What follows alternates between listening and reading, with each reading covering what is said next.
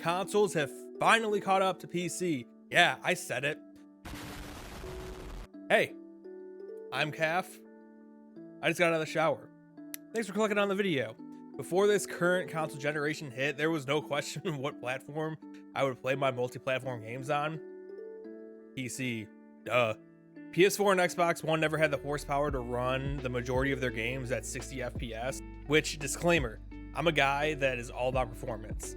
I'll gladly take a hit to visual quality if I can have my games run at a silky smooth frame rate. Just not like a huge hit. I'm not gonna set all of my settings to low and have my game look like a potato. Just not gonna happen. So when I got my PC towards the end of the PS4's life cycle, I had no problem choosing what platform I was gonna be gaming on. Any multi-platform games were going to be played on PC, and any console exclusives were going to be played on, well, console. But even then, I would have trouble going back to console because of how spoiled I was with frame rate. So for those of you who don't know, going back from playing mostly everything at 60 FPS to playing a game like, say, The Last of Us Part 2, which was towards the end of the PS4's life cycle, that game was only at 30 FPS, and it was pretty jarring going back to playing games like that. Enter the new generation of consoles. They run the vast majority of their games at 60 FPS. Hell, they even have 120 FPS modes for some games. They support 4K gaming, and you can get one for $500. The point is, now I have a tougher time choosing what platform I'm going to be buying my games for. For example, I'm hyped for Battlefield 2042. I know it's going to run at 60 FPS on PS5.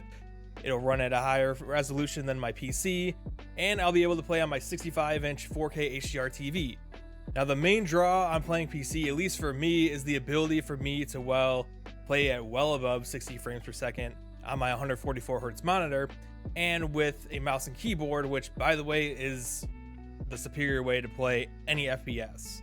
But wait, there's more. With console, it's pretty much plug and play. You may mess around with a few minor settings before you start playing, but most of the time, your game is going to run as intended. Now, when it comes to PC, there's usually a daunting amount of settings to play around with, which to someone like me is fine, but it's also annoying as fuck sometimes.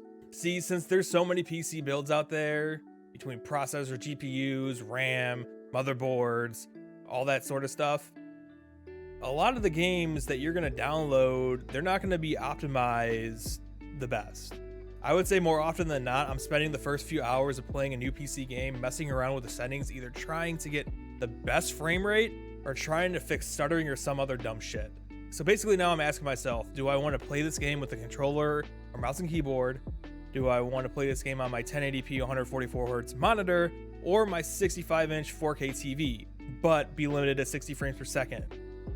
Is this game going to be optimized well enough on PC so I don't have to fuck around with my settings for hours to get the best experience? The point is, console gaming has caught up with PC gaming.